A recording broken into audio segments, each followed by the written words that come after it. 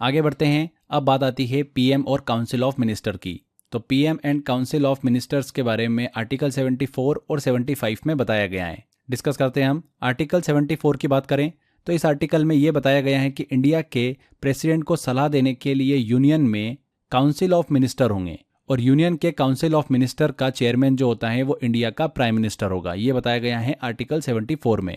Article 74 के sub clause 2 में क्या बताया गया है कि जो प्रेसिडेंट होगा वो पुनर्विचार मतलब रिकंसिडरेशन के लिए काउंसिल ऑफ मिनिस्टर की एडवाइस को वापस लौटा सकता है। मान लो कि काउंसिल ऑफ मिनिस्टर ने प्रेसिडेंट को एडवाइस दी कि एक स्पेसिफिक बिल पर उनकी अप्रूवल दी जाए, लेकिन प्रेसिडेंट को लगता है कि उस बिल में कुछ गलतियां हैं या फिर देश हित में नहीं है, तो प्रेसिडेंट एडवाइस कर सकता है रिकंसिडरेशन के लिए काउंसिल ऑफ मिनिस्टर के पास वापस भेज सकता है ताकि वहां से उस पर दोबारा विचार किया जा सके। तो ये आर्टिकल 74(2) में बताया गया है। नेक्स्ट आता है आर्टिकल 75। इस आर्टिकल में हमें ये बताया गया है कि प्राइम मिनिस्टर की अपॉइंटमेंट जो होगी वो प्रेसिडेंट के द्वारा की जाएगी। मतलब प्रेसिडेंट जो है वो प्राइम मिनिस्टर को शपथ दिलाता है और जो काउंसिल ऑफ मिनिस्टर्स हैं उनकी अपॉइंटमेंट जो होगी वो प्रेसिडेंट के द्वारा प्राइम मिनिस्टर की सलाह पर की जाएगी। तो ये आर्टिकल 75 में बताया गया है। इंपॉर्टेंट है आर्टिकल 75। आर्टिकल 74 का सब क्लॉज 2 जो मैंने अभी आपसे डिस्कस करा रिकंसिडरेशन वाला, वो भी एग्जाम में पूछा गया था। आगे देखिए, भारत के प्रधानमंत्री के कार्यों को, वर्क को डिस्कस करते हैं हम। प्राइम मिनिस्टर जो होता है वो भारत सरकार का, इंडियन गवर्नमेंट का प्रथम अधिकारी होता है। मंत्रिपरिषद की बैठकों की अध्यक्षता करता है। भारत सरकार की नीतियों को बनाने का काम करता है। मंत्रिपरिषद की नियुक्ति में राष्ट्रपति को सलाह देता है। राष्ट्रपति एवं मंत्रिपरिषद के बीच एक ब्रिज की तरह काम करता है प्राइम मिनिस्टर। प्राइम मिनिस्टर अलग अलग विभागों का, डिपार्टमेंट का अध्यक्ष भी होता है, जैसे कि नीति आयोग का अध्यक्ष होता है, NDC national development of council का अध्यक्ष होता है, जनसंख्या नियंत्रण बोर्ड का अध्यक्ष होता है, NDMA national disaster management authority जो होती है उसका अध्यक्ष होता है, आईडीए का अध्यक्ष होता है, एनडब्ल्यूआरसी का अध्यक्ष होता है, वन्य जीव संरक्षण का अध्यक्ष होता है। इस तरीके से प्रधानमंत्री जो होता है वो भारत के अलग अलग डिपार्टमेंट का अध्यक्ष भी होता है। क्लियर। आगे एक छोटी सी टर्म और डिस्कस करते हैं हम डिप्टी प्राइम मिनिस्टर की, उप प्रधानमंत्री की। उप प्रधानमंत्री की बात करें डिप्टी प्राइम मिनिस्टर की, तो ये पद एक गैर संवैधानिक पद है, लेकिन प्राइम मिनिस्टर के पास ये राइट होता है कि वह अपने लिए एक उप प्रधानमंत्री को अपॉइंट कर सकता है।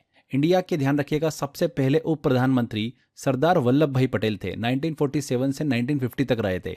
और इंडिया के आखिरी बार उप प्रधानमंत्री के पद पर कौन रहे थे? लाल कृष्ण आडवाणी, 2002 से 2004 के बीच में। उसके बाद कोई भी डिप्टी प्राइम मिनिस्टर जो है वो नहीं रहा है।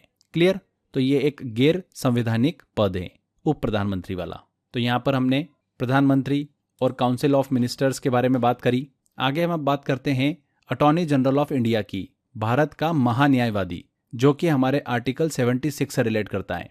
इस आर्टिकल में कंट्री के अटॉर्नी जनरल ऑफ इंडिया एजी के बारे में बताया गया है। भारत का जो अटॉर्नी जनरल होता है वो प्रथम विधि अधिकारी होता है। इसका काम क्या होता है? इंडियन गवर्नमेंट को लीगल एडवाइस देना। अटॉर्नी जनरल की जो अपॉइंटमेंट होती है वो इंडिया के प्रेसिडेंट के द्वारा की जाती है और इनको शपथ दिलाना, ओथ दिलाना, सैलरी, अलाउंसेस, रेजिग्नेशन लेटर, ये सभी प्रेसिडेंट के द्वारा ही की जाती हैं। क्वालिफिकेशन की बात करें तो सुप्रीम कोर्ट के जज जैसी होना चाहिए इनकी क्वालिफिकेशन। अटॉर्नी जनरल की पोस्ट कंट्री के चीफ जस्टिस के बराबर होती है। किसके बराबर होती है? चीफ जस्टिस के बराबर। एक बहुत इंपॉर्टेंट चीज ध्यान रखिएगा, आर्टिकल 88 जो है उसके अकॉर्डिंग अटॉर्नी जनरल को एक स्पेसिफिक पावर दी गई है जो कि चीफ जस्टिस से भी अधिक होती है। अटॉर्नी जनरल के पास ये पावर होती है कि वो पार्लियामेंट के दोनों सदन, लोकसभा और राज्यसभा में बैठ सकते हैं और प्रोसीडिंग में एक्टिवली पार्टिसिपेट कर सकते हैं।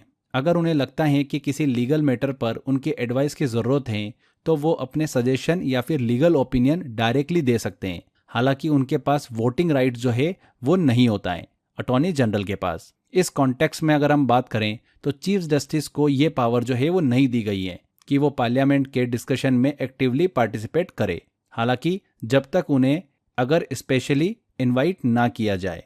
तो आर्टिकल 88 में अटॉर्नी जनरल की पावर जो है वो चीफ जस्टिस से अधिक बताई गई है। तो फ्रेंड्स, यहाँ पर हमारा ये थ्योरी सेक्शन कंप्लीट होता है।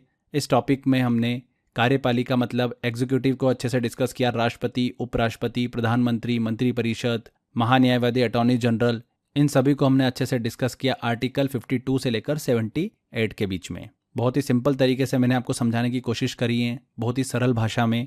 आई होप आपको समझ में आया होगा। अब हम कुछ क्वेश्चंस लेते हैं और क्वेश्चंस को सॉल्व करते हैं, जिससे कि आपको आइडिया लगेगा कि इस टॉपिक में क्वेश्चंस कैसे बन रहे हैं। ओके, तो आपको इस टॉपिक को बार बार अच्छे से पढ़ना है और टेस्ट की प्रैक्टिस ज़्यादा लगाना है, जिससे कि आपको सभी क्वेश्चन जो है, सभी इन्फॉर्मेशन जो है वो टेस्ट लगाने के दौरान दिमाग में सेट होगी।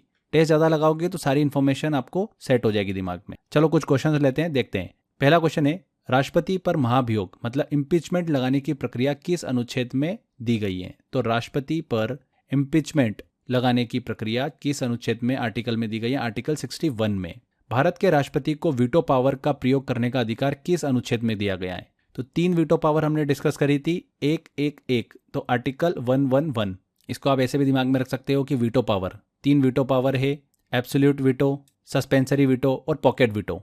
तीनों को एक एक नंबर दे दो, तो 111 आर्टिकल 111। तो यहाँ पर यह आंसर बिल्कुल सही होगा। अगला क्वेश्चन आता है, राष्ट्रपति की सैन्य शक्तियां किस अनुच्छेद में वर्णित हैं? मिलिट्री पावर का वर्णन जो है वो किस आर्टिकल से संबंधित है? तो राष्ट्रपति के पास मिलिट्री पावर होती है, ये आर्टिकल 53 से संबंधित है।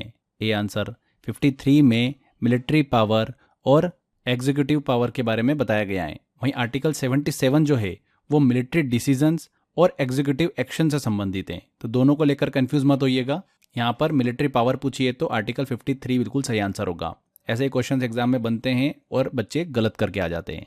अगला क्वेश्चन लेते हैं, राष्ट्रपति के विरुद्ध महाभियोग मतलब इम्पीचमेंट प्रस्ताव किसके द्वारा लाया जा सकता है? लोकसभा, राज्यसभा, सुप्रीम कोर्ट या फिर संसद के किसी भी सदन के द्वारा?